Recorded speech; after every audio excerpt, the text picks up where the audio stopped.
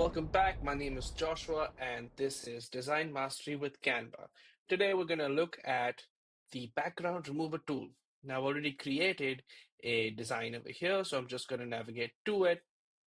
Now, I'm quite the F1 fan, so I want to use this picture, but I don't like the background. I want to change it up.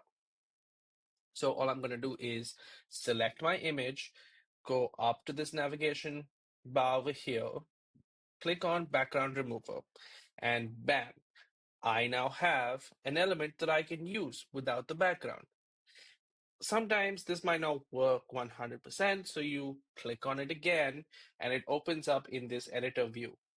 Then you can click on show original image, click this button, you can see what has been removed.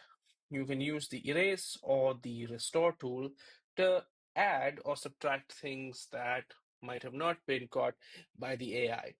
And when you're done with that, just click the X button and bam, you have an element that's ready to use in your design. I'll catch you in the next one. Ciao.